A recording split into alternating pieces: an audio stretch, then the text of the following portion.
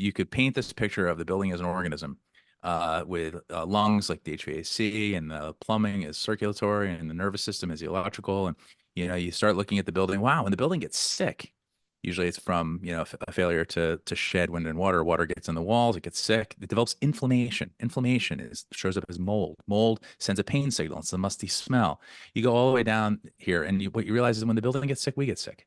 And then when the building heals, so too can we.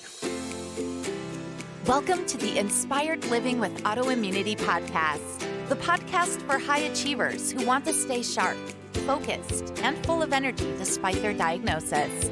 With your host, National Board Certified Functional Medicine Health Coach, Julie Michelson, where Julie helps you take your power back from autoimmunity. And now here's your host, Julie Michelson.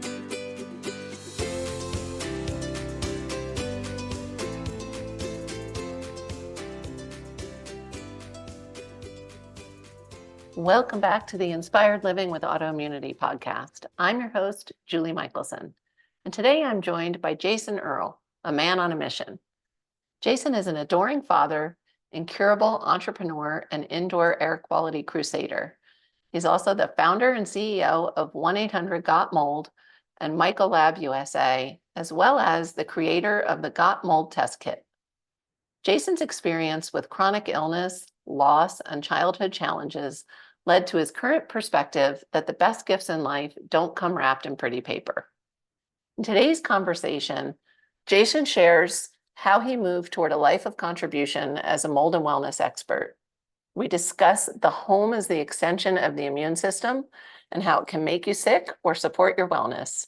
Jason guides us through mold testing and remediation do's and don'ts, and shares his truly educated and balanced perspective on health and healing. Jason, welcome to the podcast. So good to be here. In full disclosure, I had to, we just had to stop like mid-sentence and say, we should hit record because this conversation is too good. So I was already so excited to have you on the podcast. And now I'm even more jazzed for the audience and listeners to just kind of get a little peek into the real world of people that are trying to change the conversation and contribute to wellness. But let's rewind a little bit, and I'd love for you to share. You have an amazing backstory, which could take the whole podcast, so we won't, but a condensed version. I think your life has been fascinating. And so, how did you get from the kid you were, as we just discussed, growing up in Jersey, to the man who is helping people, again, improve wellness and specifically learn about mold and mycotoxins and the importance of the air quality in their home? Well, first of all, thanks again for having me, and thanks for the warm introduction. And it's always fun to connect with a fellow Jerseyan. Yes. And we were just one town away, which is pretty remarkable, right? I think my story could be summed up as, no adversity should be wasted. Love that. And if I were to say that there's been any one particular pattern in my life that's made me useful, it's that I've recognized that the best gifts in life don't come wrapped in pretty paper. Yes. So amen. And so I kind of look for those things. I mine my life for those kinds of opportunities because it's paying it forward, those experiences. So just going back to sort of the beginning, which is usually the best place to start. Yep. When I was 4 years old, I was suddenly ill so severely that my parents took me to Children's Hospital of Philadelphia. I lost a lot of weight and I was having difficulty breathing. And so the initial diagnosis was cystic fibrosis, which was devastating to my folks, as it would be any parents. But in particular, my dad had lost 4 of his cousins to CF before the age of 14. So this was their worst case. This is their worst nightmare coming true, And so thankfully, 6 weeks later, they got another second opinion, and I didn't have CF. I don't have CF. I had asthma compounded by pneumonia, and a battery of allergy tests revealed that I was allergic to every single thing that they tested me for. So it was like the entire litany. And I grew up on a little non-working farm surrounded by every allergen possible. in high concentration. And so I lived on inhalers until I was about 12, at which point my folks split up and I moved out of that musty farmhouse and all my symptoms went away. Ah, And nobody thought anything about it, anything of it. In fact, I remember them saying, well, Papa grew out of his asthma, too. And so it was just dismissed as what they call spontaneous adolescent remission, which is a fancy term for we have no idea what we the don't hell happened. know. Uh-huh. So fast forward, actually, there's two events that were pretty profound, that fall within that no adversity should be wasted category.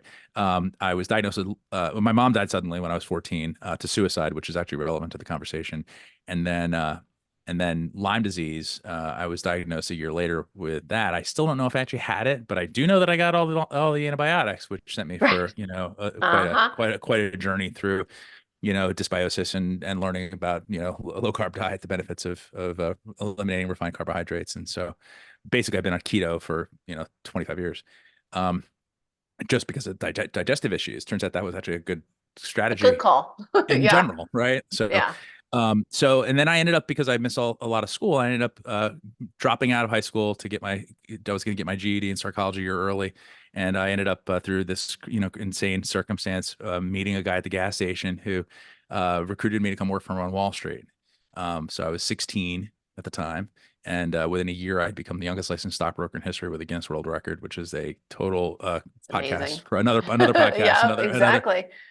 Did that for 9 years, and then grew more and more disenchanted with the fact that I was, the only people that were Working on Wall benefiting from my Street. success. Yeah, just, Yeah. the only people that benefited from my success were the people who owned the stores where I shopped, and it was Yeah. just, money for money. And my mom had raised me to contribute to the greater good. She was a nurse. She gave of herself to a fault, but she was a beacon of contribution.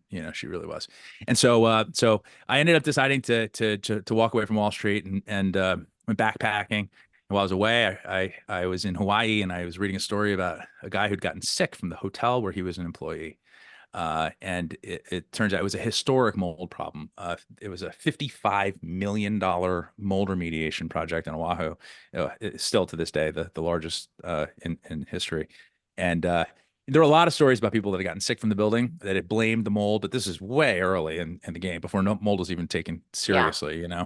But this one guy's story really jumped out at me. He was 40 something, developed adult onset asthma, which I had never even heard of, and allergies to all these things he'd never had before. And it was like my life in reverse. It Right. was like just red flash. It was just boom, hey, Jason, pay attention, wake up, here's your path. Ding, ding, ding. And Yeah. so it was, and what captured my attention was not so much the mold, as fascinating as it is. And the more I learn about it, the more fascinating it really is. What fascinated me and what captured my attention still to this day is our relationship with our building. The fact that a building can make you sick. Um, Right. and now what I'm fascinated with is the idea that buildings can actually allow you to heal, right? Right. So it used to be this dark thing where I was, fascinated by the disease states that it could cause. Now that's just so obvious. What I'm more interested in is how we can do this differently, and how we can start better. If we can start in the first place the right way, that's ideal. But what's really amazing is when you get these things straight, then all sorts of other healings can happen that have nothing to do with the building. And even relationships heal, families heal. Like there's the Yeah. sanctuary, the idea of a sanctuary is Yes. so multifaceted that it's beyond breath, it's beyond asthma, allergies, autoimmune disease. Even Yeah. it's a holistic in the Spirit. Yeah. WHOLE sense Hmm. of the word. And so this this has been 23 years, I guess I've been in this space, Wow. which is a blink of an eye. And and it's amazing to me. But and I learn something new every day because there's so much emerging science around this. And so yeah, it's been quite a journey. So what happened was I came back from Hawaii armed with a lot of curiosity and ended up getting into the remediation business for a hot minute and saw that it was a hot mess, and decided to do inspections. I was learning a lot at night, reading a lot, and taking courses at building science courses at universities and stuff like that wherever I could, and decided I wanted to do something to help protect consumers from the contractors. because the contractors were just taking people for a ride using chemicals instead of cleaning, and often charging outrageous prices, leaving buildings worse than they found them. And so the purpose behind me getting into this space really bristled Yeah. against that whole thing. And so I got involved in the inspection side of things, doing it usually for free at night while I learned. And then I got a bead on a mold sniffing dog. Believe it or not, I saw a story in the Yes. news about a Yep. dog trained to sniff out mold in buildings. And I thought, oh man, that's just about crazy enough to be brilliant. Uh-huh. And so I dove into the deep end, and Oreo, who was my four-legged partner, and I got a lot of national press, and we found a lot of hidden mold and solved a lot of problems. Never had to advertise at all. And that company became 1-800-GOT-MOLD. It started as lab results because we use Labrador retrievers That's and cute. laboratory testing. But we became 1-800-GOT-MOLD. And then in recent years, it was frustrating to me that the people who needed us most are the ones who couldn't afford it Yeah. for us. So that led to the genesis of the Got Mold Test Kit, which is the most affordable, high quality at home test kit available on the market, which is what brings us here to today. I love it. I love it. Accessibility. Yeah. And that evolution, right, is like first the awareness, and then how can I help? What can I do? What's broken with this system? And then how do we get the right stuff in people's hands? Because it is, I, I built the home that I'm in right now 7 years ago. And I have, all hard surfaces, it was, I was way more educated than I was the last time I built a home. And I am fortunate. For some reason, I enjoy building my sanctuary. And shortly after, I don't even think I was here a year when I was suspicious about a mold issue and doing what I do. I know enough to know new home doesn't equal no mold. Mm-hmm. And so I know how expensive it was. I know how to get the good inspector, right? And so I know what I paid, and we talked about this, and we're going to circle back to, this vigilance. Mm-hmm. And so I am vigilant. I have in the past been hyper vigilant. So I spent money that, I wouldn't expect anybody to spend without a health issue, because I had some visible mold. I wanted to make sure there wasn't other mold. And even just that testing process and knowing what the remediation estimate was, I ended up not needing remediation because, we're exposed to all kinds of, not all mold is bad. And maybe we can talk about that too, or, a concern for health. I did make some changes, but so I know firsthand, and then having clients that have had to remediate. And just the whole, I mean, that's additional, there's the finances and the trauma of Mm-hmm. that whole process for somebody who usually at least one person in the family is already really sick, right? So it's a big thing. And I remember actually, and we didn't talk about this before we hit record, but I remember the first time I met you. I happened to be speaking at a conference, and I saw you just tripped across your booth, and I was really, really excited because until then, at least in my knowledge, there wasn't really a good way for people to reliably, I mean, people were still, doing ERMI tests and sending them in, but Which they still do, yeah, they unfortunately. still Yeah. do. But there wasn't a reliable way for somebody to test their own home. And so I love that you just keep up leveling that level of service, right? It's like, okay, now we know. And for those of you that haven't heard of the mold sniffing dogs, they're real, they're amazing. I Truly, know we have some truly. people here in Colorado doing it.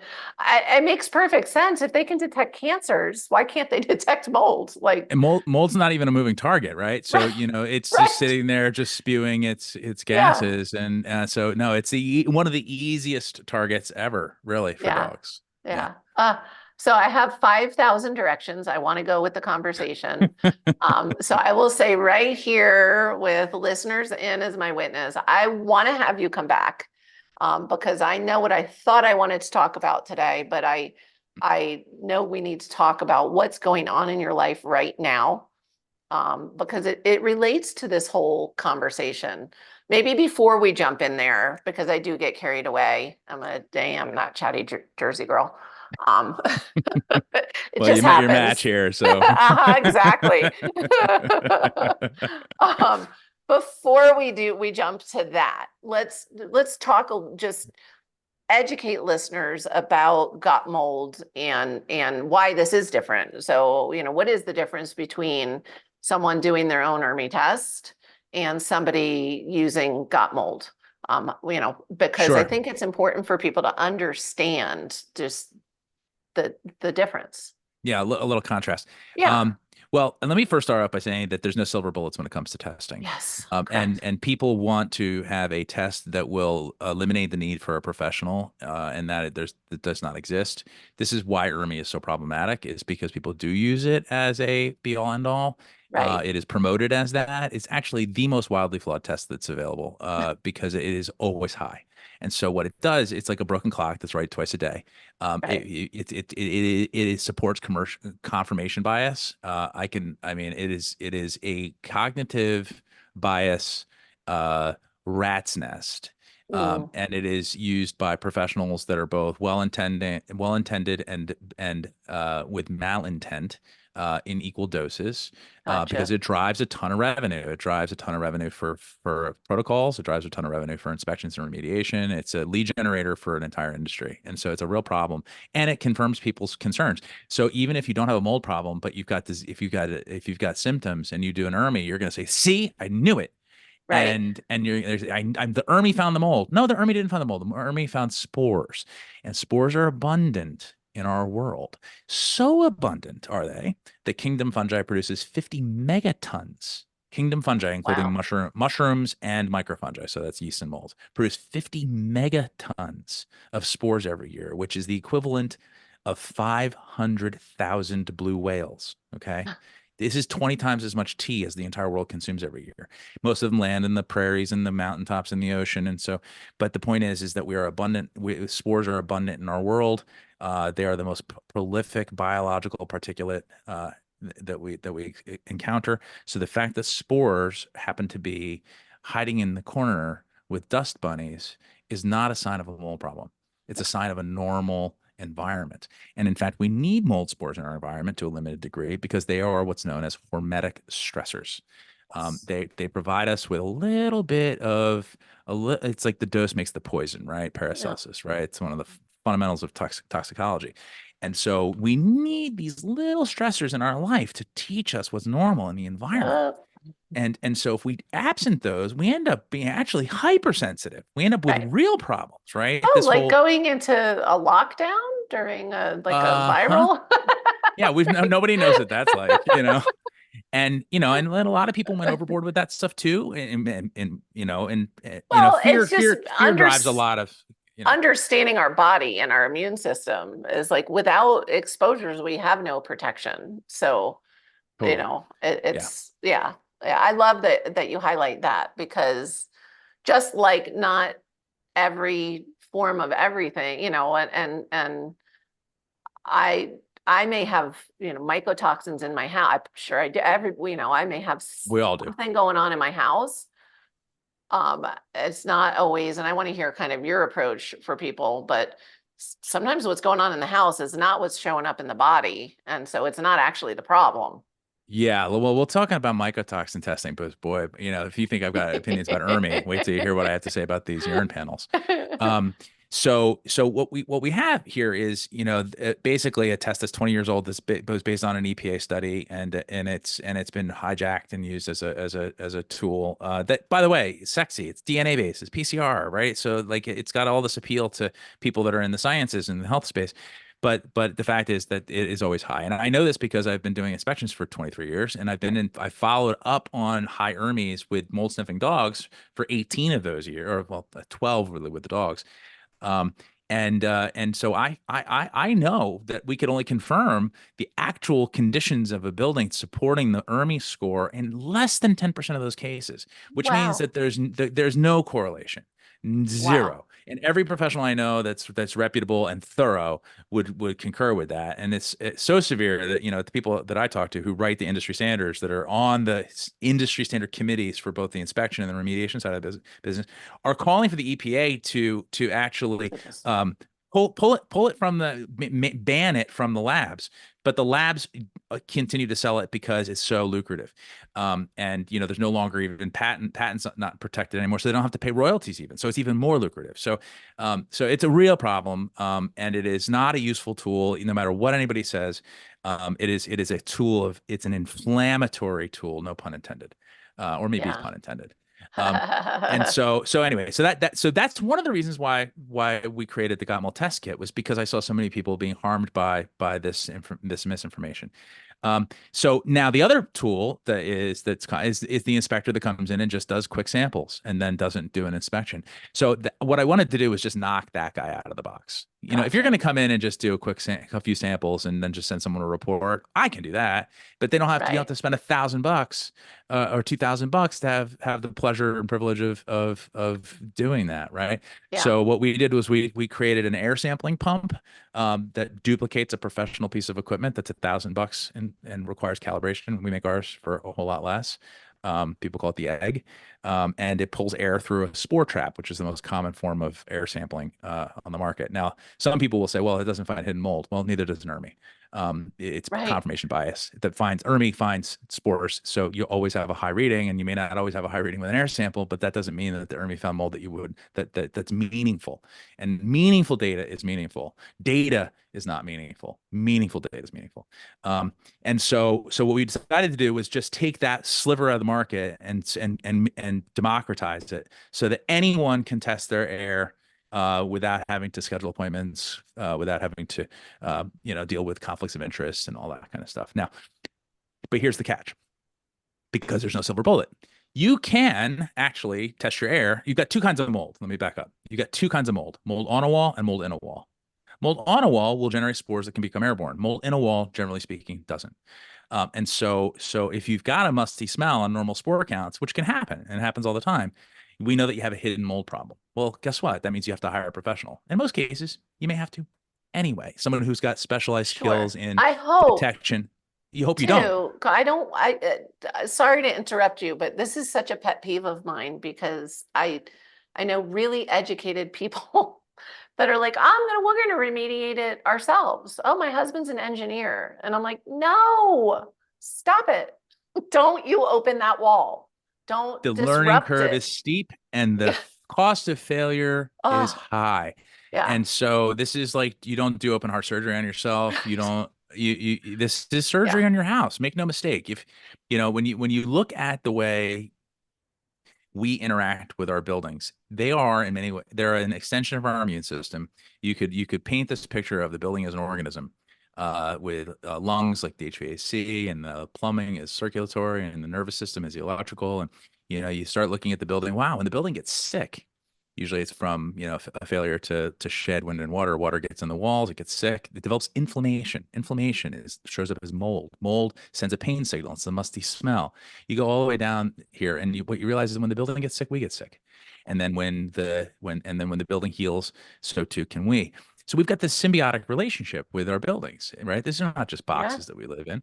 And so when you start thinking about an inspection or even testing, think about mold testing, like our test, as like a pregnancy test kit. It's a first step. It's a You're not cost-effective done. first step, Yeah. right? It's not the end, it's the beginning. And this is the beginning of gathering clues. And if you go to the doctor with a high cholesterol reading or something like that, they're not going to immediately schedule a stent install, I hope or a not. open heart surgery. They're going to say, hey, let's do a physical. Yeah. How are you feeling? What's your diet like? And that's what an inspection should be, where you're actually gathering data about the state of the building. It's a physical of the building, and then if necessary, then you go with a team approach to surgery, and that requires the oversight. Usually, you'll engage multiple professionals for that, and so you should have an inspector involved that will spec that out, and that will sort of shuttle you through, and then you do the requisite testing at the end to make sure it's been done. So I highly encourage people to think about this in phases and steps, and to think about this as a learning experience, not just a problem to solve. Because if you figure this out and you learn how buildings operate and you learn where the water gets in and you learn how these materials handle water, actually mishandle water, then you will become armed to handle these things better when it happens, because it will. Our homes are built to fail. They are disposable paper mache chemical Yeah. boxes that get moldy quickly when they get wet. Often close to airtight. And they're too airtight, so we rebreathe the same toxic air. And when I say toxic, I'm not being hyperbolic. No. We used carcinogenic building materials. It's insane that we Yeah. regulate everything, but we allow building materials to be made of the things that they're made of, and that they get moldy, and then off gas, both man-made VOCs and then also microbial VOCs. Um, and then we rebreathe them 20,000 times a day, 13 to 15 Right. times a minute. It's 20,000 times a day. That's 20,000 doses. Okay. So if you take 20,000 doses of anything, that's going to be cumulative. And so if that is not pristine, then that is going to work against you. So your indoor environment is this really cool place where you have a disproportionate amount of potential for control, unlike any other area of your Yes. life, Yes. right? I always say create and make your home your haven, and then you'll form that resilience to handle the outside world hits, the stuff that we Absolutely. can't control. You need to So I rest. love You need to that. rest. So this is the backdrop for all of the reason that we created this test is not to solve the problems of testing, because it is a way for you to actually get involved, get into our knowledge funnel. We make the tools, we offer the knowledge, and we hopefully raise the awareness. Right. And those three things. So if you just buy the box and take the samples and then get the kit, get the results, and then you just take the reading and that's it, and you think that's that you've done You're everything you done. need to do, then you have misunderstood the entire purpose of what we've built. The purpose is to arm you with the tools, knowledge, and awareness that you can start to really become. It's like the teach a man to fish versus fish more, right? Sure. And so we want to teach people how to fish, and we want people to understand how to operate this thing, which is a unique extension of your immune system, and to learn how the rhythms of the building actually impact the rhythms of your world. And they're inextricably connected. So, we're, by the way, in the same breath, we've got this test that we've developed, which is a spore trap based test. We've partnered with the number one lab in the world, Eurofins. So we've got the best results you can possibly imagine when it comes to spore traps. And our report is super easy to understand. It's green, yellow, orange, red. Right. And we're also working on a dust test to solve the problems with ERMI. And we're also working on some human diagnostics. That's a secret. Ah. And so we're working on a really cool blood test for mold exposure that is actually a test for mold exposure as opposed to a test for food-based Life. mycotoxins, Ah. which is what those urine panels are. The urine Gotcha. panels are another tool that's unfortunately been used and then abused to extract resources from people, knowingly or unknowingly. Airborne mycotoxins are really not a big deal, believe it or not. I know that sounds crazy, but unless you're in a high spore count environment where the mold's been recently disturbed, and also that's very significant amounts, mycotoxins do not become airborne easily. The data on this is very strong. The data that supports airborne mycotoxins is not only weak, it's zero. There's not been one Wow. person, there's not one study. This is not, I mean, the study's this high on food as a source of mycotoxins. Sure. And there is not one study that shows this supports inhalation as a primary exposure route. Not one, not one. And I So challenge, I'm going to ask you, when you're talking studies, you're not saying airborne mycotoxins can't make us sick. I'm saying that this may seem crazy. Airborne mycotoxins may trigger in small amounts a disproportionate response Yes. in certain individuals. However, they do not accumulate in the body to show up in urine panels. The numbers don't line up. And so what you have here is a lot of leaps, scientific leaps that are made. There are gaps that are just there's conflation. There's all Yeah. these ideas that just get well if mold. So it's a real problem. Yeah. What's really making people sick in buildings with mold is the microbial VOCs, the Mhm. gases, the musty smell. These are neurotoxic, and these do become airborne easily. They do show up in the bloodstream and the urine. They are, one particular compound, 1-octantriol, which is the mushroom alcohol that kind of typifies the musty smell, is 40 times more toxic than toluene. 40 times. Wow. Okay. Wow. But no one tests for this because it's hard because there are parts per billion. You're very small concentrations. But the mycotoxins are really easy to test for, but they're not coming from your air, unless you have very high spore counts, because the mycotoxin cannot become airborne by themselves. So this is Right. an important point. They have to be on a carrier particle, spores usually, but also household dust, building materials, things like that. Right. And that means it has to be disturbed. Which So if is myco, why I get so upset when people are like, "Oh, I'm gonna tear that wall open and yeah, see." don't Because do that. now Yeah, you do just not gave it do a it. vehicle. Don't do that. Yeah, so listen, Yeah. in the next phase, so most people who are getting sick from mold are not getting sick from the mycotoxins. They really truly are not. They are getting sick from the because again, the quantities are not sufficient to generate the kind of widespread illness. And also, let me also say this: only about 100 species produce them.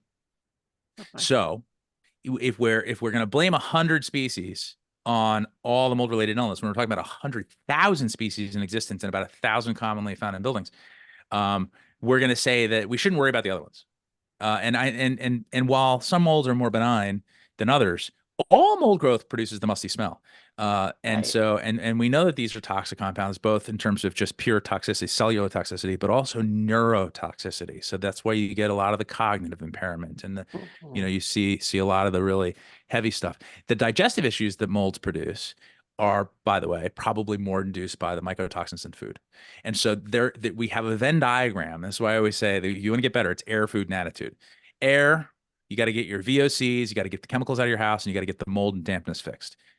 Food, you got to eat clean. You got to get rid of the processed stuff, and you've got to get rid of the conventional meat and dairy because they're getting a lot of carryover. And Well, then and attitude is the big one. that's the part, and I would say start with attitude, even though I just cut you off when you were saying attitude. But the part about the mycotoxin panel that I do love, and I just learned so much, and I'm gonna just shift approach, is that that because there is the data in the food system, the things that they're telling you to avoid if you have high mycotoxin exposure are the things that are inflammatory anyway. And it Absolutely. becomes, that's a whole nother conversation with, is it the gluten? Is it the glyphosate? I don't know. Is it the mycotoxin or is it doesn't matter. Don't Doesn't eat matter. it. That's right. Just don't eat You it. you can do a lot by, and by the way, I agree with you on the attitude part, because Yeah. a lot of people land on the attitude, and attitude can sound dismissive, and it's not. That's not what I mean by that, and I use that only because it rhymes. It's really more mindset, and it's also psychophysiology. So there's the Yes. problem we get into is our nervous system gets whacked out. Yes. And so, I see real healing happen with neural retraining. I mean, really Hmm. profound, deep healing. And so much so that oftentimes people who I know that have had the worst, I mean, death's door that have 180-degree turnaround, they often will say that they think it was the neural retraining that really cured it. And so now they're resilient. Now they can, be in moldy buildings even, or go into a hotel or an Uber with the air fresheners and not have this unbelievable fight or flight. And so I agree with you. I think if you're really sick with this stuff, you should start neural retraining immediately. Yeah. Primal I just think trust, DNRS, but also just more acceptance around these things. It's a part of our yeah. normal world. Yeah, and I do think it again back to the psychophysiology, and I'll really dumb it down. Everybody, has heard of placebo effect, and we all think it has to do with prescriptions, but it's not. It's a process in the body. I mean, it can be, but it really does help healing exponentially quicker, I think, And it took me a while in my practice to realize, oh, we shouldn't just get to that later. Like let's front load that and make Amen. everything else work better. And so I love, especially if we're talking about mycotoxins. I mean, often even over Zoom, if I have a consult with somebody over Zoom, and using my intuition is always part of like directing, right? Or, what am I prioritizing? What am I thinking or feeling? There is like a vibrational energy that certain people with mycotoxin illness have that I immediately, like, I know within the first 2 minutes of talking to them, or I expect that that is a major thing driving their Hmm. inflammation, and it almost always is. Like I can feel it. I can't describe it to you how it would be different than somebody else with a different kind of anxiety. But there is something about what's going on in there. Yep. And it's real. I'm not saying it. That means it's in your head, right? We're not saying you can retrain your brain and that means you were never sick. That's not what I'm saying. I'm saying, it's really powerful. It is, and let me clarify this because I'm someone who went through the mold-related illness. I was fortunate enough to get out of it early enough that I didn't have, and I was pubescent. So, and I also stopped eating lousy food, which was, by the way, I was automatically detox. I Right. haven't participated in that form of diet in a long I like time. that. And so as a result, I inadvertently detoxed. Yeah. And so, but what happens here oftentimes is, and it is ironic, and we could talk about my house over time, but what you end up with is usually it's a chemical exposure that creates a mold sensitivity, or a mold exposure that creates a chemical sensitivity, and it's a Venn diagram. All right, and so you've got this huge overlap, and because the mold again produces VOCs, the musty smell are VOCs, and those VOCs are I would assert that they are, on an evolutionary basis, we recognize them as decay. This is a very important thing, right? We know we have a Yes. visceral response to feces, vomit, dead animals, the smell. The This smell of a mold rotting is mouse, because in my right, barn, visceral. I can smell that from a mile Yep. away. And mold is in the same category, I think, Yeah. on an evolutionary basis. And so our sense of smell is wrapped up around the trigeminal nerve in the face, the olfactory sense, and the trigeminal, which is a primal a nerve set, cranial nerve set in the face that has these amazing chemosensory capabilities. They're like a spidey sense, and they Yeah. can pick up compounds way below the odor threshold, including pungent VOCs, which, and by the way, which the musty smell is comprised of. And so what happens is the body becomes attenuated, or it becomes hyper, it becomes exposed, and then goes, wait, The no, danger I signal. got that again. Okay, yeah, and then boom, shut down. So your sinuses Yeah. close down, sinusitis, your lungs close down, asthma. You get headaches, you get inflammation. By the way, the trigeminal nerve will kick off a cytokine storm, and so this is what looks like inflammation is inflammation, but it's actually sensory nerve irritation. And this can happen at really super tiny, I mean, incredibly small exposure levels, once you've become sensitized. And so I'm not saying that the illness is not real. On the contrary, what Right. I'm saying is that a lot of it has to do with the illusion that your nervous system has created. So it is essentially fear at the systemic level. And so learning to accept the fact that, like I said, we got 50 megatons of spores in our, Right. right, that we live on planet fungi, right? Yeah. Being afraid of mold is like being afraid of gravity. Right. That this is a very unproductive way to live. We have to accept the fact that we live on planet fungi and that our buildings are made of mold food. And you're not going to move from building to building to building and actually get away from it. It's not going to happen. Right.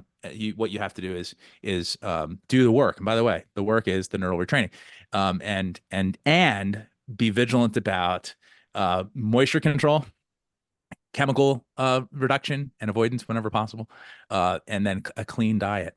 And if you do those three things, I've never seen anybody not get better. But if you leave any one of them out, you probably won't. And so it really is, and it takes work. And so sorry, there's no pill, potion, or powder that's going to fix this. Yeah. But if you do the work, I see those people get better. And by the way, you also have to believe you can. Yes. Yes. Or tell yourself you can until you believe it. Yeah, I mean, you got to step into those shoes at some However, point, right? you get there. Yeah, Yeah, if you have to affirm, and you gotta, I, you gotta believe it. You gotta at least, you have to have that vision of healing. You have to affirm that this is not the way your life has to be. I have to say, um, I'm really so surprised. I already said in the beginning, I was excited for our conversation, but I've spoken to a lot of people who end up, and for some reason, especially in the mold realm, people who become mold experts end up pigeonholed in this little narrow box, and everything is mold, everything is mold, everything is mold, everything is mold. And you are the most well-rounded mold expert I've ever spoken to. I genuinely appreciate that, because we are whole humans, and you really just gave us such a great, it just the way you explain like what is going on in the body, and kind of what's real and what's fear tactic, and why, well, if we're getting that fear triggered anyway, even if we're not aware of it, and now the industry, and I'm not even just saying mold expert, and even, I've been guilty of it, the functional medicine, integrative medicine, um, it, and then this whole inspectors and all there's a lot of fear piled on, and just remediating your home if that's what it needs, and not changing everything else, or not everything else, but at least, the chemical reduction and the clean diet. I mean, it always is tipping point. Like you said, we're all exposed all the time, right? So Always. why, it's the same. I had that thought when you mentioned being diagnosed with Lyme when you were younger. It used to really, really annoy me when my fiance, who I've been working with for 8 years, used to say, okay, so she has Lyme, like, but why is it making her sick? Hmm. So many of us have, would test positive for Lyme. It's what's going on in her body that it's not kicking it. And I used to get frustrated because I wasn't fully well yet. Like, oh, I know you're a doctor, but maybe you just don't understand. And I'm like, oh, he's always right. you know, because we should be able to handle these things if we take into, if we are working to reduce our toxic exposure, making sure we're not living in a musty, moldy home, doing the things, not eating the gross food. I mean, I think of if I had something sitting on the counter and I was still living back in Florida where it was like 1,000,000% humidity, right? And it was just sitting in some kind of container, and it was just completely moldy. Would I eat it? Of Like, course not. why is that okay that grains are handled that way in our food system, and then we eat meat that ate those grains? I mean, not all of us do, but like, why is that okay for that to Every be the, restaurant you the go into norm? That's why we cook unless, at home. yeah. Yeah, no, I mean Yeah, it's so abundant that it is the norm, not the yeah, exception, right? And so you have to be vigilant. But going back to the beginning, with hypervigilance is fear yes, driven. right, Vigilance is discerning. And so like I always say it's like approaching a traffic light. Traffic intersections are dangerous. right, I mean, people die in intersections right. every day. I mean, just, every 10 minutes, probably there's a traffic accident with someone dying in an intersection. You drive up to one, man, you potentially could be very fearful about approaching an intersection. But the reality is all you have to do is watch the signals Yes. and And and be discerning, make a yeah, left when appropriate, make a right, just making informed decisions. So you can either yes, approach it with fear or you can approach it with discernment, and that's the decision making process that is the difference between vigilance and hypervigilance. yeah. You have your And hands on the steering wheel. hypervigilance is, I had mentioned this earlier. I believe an often, typical part of the healing process. Absolutely. It's not a healthy place to stay. And what I want to do is invite you back to have that second conversation about just that. and about how we stay vigilant and what happens to even people like you and myself when we're not. Because Absolutely. I think it's another really, really important conversation, and I want listeners to be able to digest this and understand a little bit. I do have one kind of mold testing, remediating question for Sure. you. Total Shoot. opinion question, but obviously on the record since we're recording. And you can Um, tell I don't have any opinions, you know. no, me either. um, what is, but on this one, yours is definitely more educated, and I do something instinctually, and sometimes I say, I'm cynical because I am a Jersey girl, which just means I question. Hmm. Um, if somebody is at where they're going through the mold inspector process, maybe they started with got mold test and they got mold, you know, and they're going to the next level and they're looking for an inspector or they've had an inspection and they need a remediator. Do you have feelings about companies that do both under one umbrella?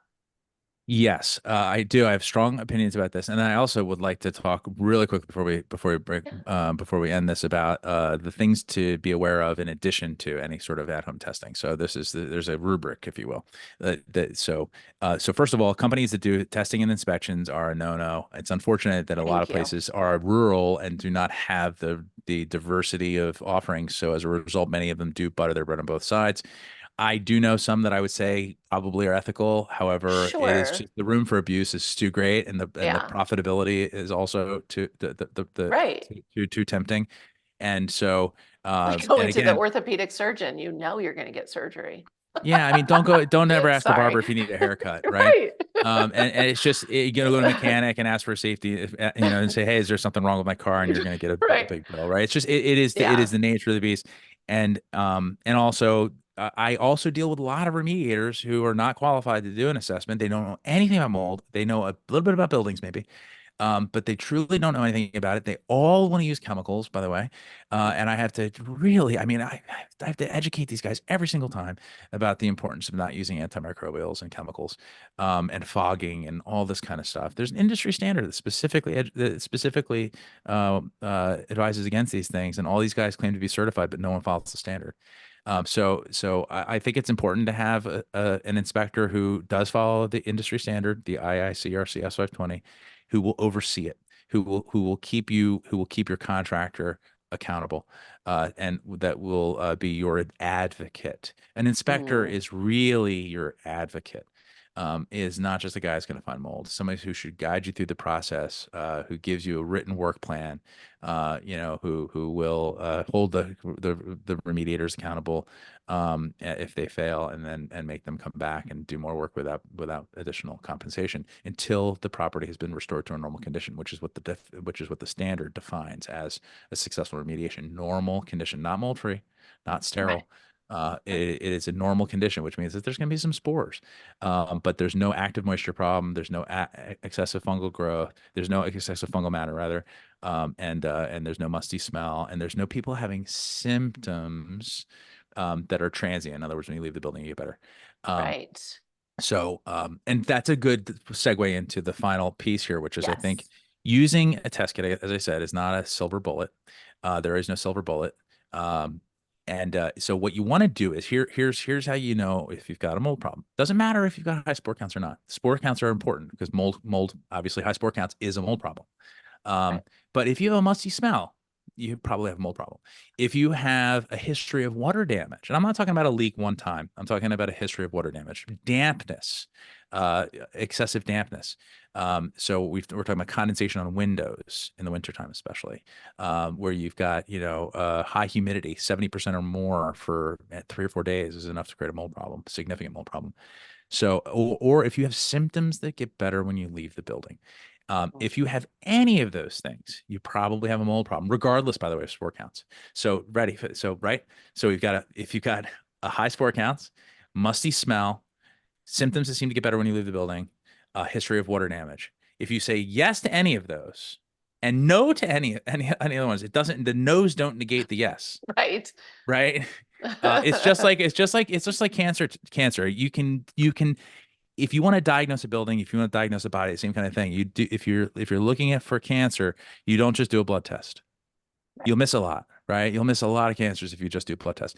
If you just do imaging, you're going to miss all the blood cancers, right? Right. If you just do a physical, you're gonna miss all the internal stuff. So Right. you have to do a physical. You have to do imaging. You have to do bloods, right?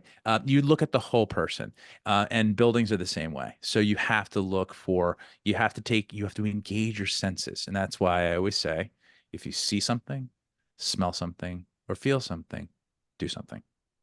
Ah, love And it. do it quickly because it only takes 24 to 48 hours for a moisture problem to turn into a mold problem. So it is one of those things where you don't want to wait. You don't want to wait a week until your husband or wife comes home from travel or until the insurance adjuster gets there. Right. You've got 24 to 48 hours when something gets wet and stays wet before mold starts to grow. So, and the longer you wait, the more expensive it is to remediate. And by the way, insurance only covers water damage in the first 72 hours, FYI. So if you do have a water damage issue and it is big enough to engage insurance, they will not cover it past 72 hours because they don't cover mold. Wow. So you have to move quickly on these things. Yeah. This is not something you want to sit around and wait on. Amazing. I mean, I'm going to go back and listen to this again. Again and take more notes.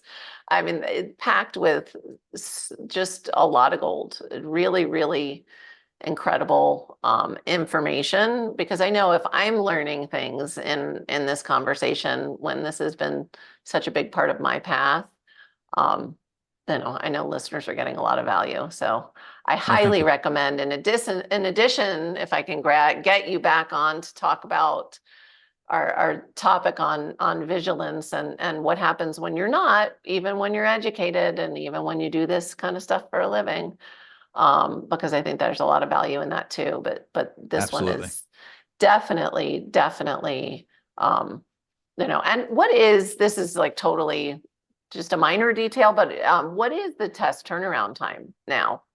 So we have everything goes by prior. So when you use our kit, you collect the samples and it goes back. The samples go back into a prepaid return mailer, and Mhm. that is priority mail. So it's 1 to 3 business days in the mail or Right. post. So it's U.S. Postal Service time plus maximum 3 business days at the lab. So usually it's a It's 2 day turnaround. amazing. So we usually get results out to people in like 5 days or so. And all with our kits, all lab fees, shipping both ways are all included. So there's nothing else. Right. We even include No fresh battery. hidden. Yeah. No hidden fees. That's the other Yeah. thing. We just wanted to make it really easy and simple and transparent for everybody. And by the way, for your listeners, we created a welcome page. And Nice. so anyone who's interested in learning more can go to gotmold.com/inspire. I Um, love it. and there you'll find a link to an ebook we created. It's about 46 pages of inspection checklists and FAQs and really useful mold information for anyone who's early in their mold journey. But I've had mycologists that are building scientists tell me, man, that book, you should sell it, you shouldn't give it I'm away. reading And it because I you mean, know I already learned so much and I'm not a newbie to this conversation. it's So, it's it's really, we built it to yeah. we created it to try to give people an easy, safe way to not have to deal with the misinformation that they're going to get from Facebook groups, which is just all fear, All and all fear. Yep. misinformation. Just burn your house down and leave with the shirts on your back, and everything's got to be thrown Right. away. These are No, these are take the false shirt narratives. off your back. Right. Is what they say. Yeah, I mean it's unbelievable. So this is unfortunately, these are the most inflamed people that are not getting better. Don't take advice from people who haven't gotten better. Right. Take advice from people who have gotten better. And so we also created a 10% coupon code for anyone who's interested, which is Inspire10, and you can find that coupon code on that page, gotmold.com/inspire. And then anyone who wants to get in touch with us, we're really easy to find. Obviously gotmold.com and Instagram. I have an Ask Me Anything post there that's like evergreen. I just have it Oh, pinned. fun. So anyone Yeah. who wants to ask, I answer every single question. Nice. And so that's always there. And yeah, so just if anyone has any questions, we're here to help. Amazing. Incredible. So before I let you leave, this is your opportunity. You can repeat, you can pull something new, but listeners know to be ready for what is Jason's one step listeners can take starting today to improve their health. Trick question, I know. Open your windows. Thank you. Love Get it. outside. We've separated ourselves from nature. It's the word human comes from humus, which is soil. And we have essentially disconnected ourselves from our true heritage, and I believe that that's the root of most autoimmune disease. Honestly, the Yeah. fact that we are no longer exposed to mold spores and on a regular basis, transient, regular, Right. but nature is they say within within the wound lies the medicine, and I believe that that's true here as well, and so be vigilant about your house, clean up water quickly, all that's good stuff. Have a vacuum, use your filters and all that stuff, but then open the windows and go outside and re-engage and take your shoes off and, take a walk in the woods. Because this is where we spent 99.9% of our history as humans outside. Only the last very tiny rounding error part of it, this infinitesimally small percentage of our existence as a species indoors. And this is when we've had asthma, allergies, autoimmune disease, cancer, autism, all these things skyrocketing in just 2 generations. Yeah. What have we done wrong? Well, it's these boxes we live in, and it's the fact that we've separated ourselves from nature. So go open your windows, take a deep breath. It's all going to be okay. Jason, thank you so very, very much. My pleasure. For everyone listening, remember you can get those show notes and transcripts by visiting inspiredliving.show. I hope you had a great time. Seriously, listen to this like 3 or 4 times. I'll see you next week. Thank you for listening to Julie Michelson's Inspired Living with Autoimmunity. Did you enjoy this episode? Please like, share, and subscribe wherever you listen to podcasts. If you'd like to get a transcript of this and every other episode, just head on over to inspiredliving.show or click on the link in this episode's description. There, you can also find everything we discussed in this episode, including links and information about our guest. You can even send in your questions to be answered by Julie in a future episode. That's inspiredliving.show. Until next time, this is Julie Michelson's Inspired Living with Autoimmunity podcast, helping you take your power back.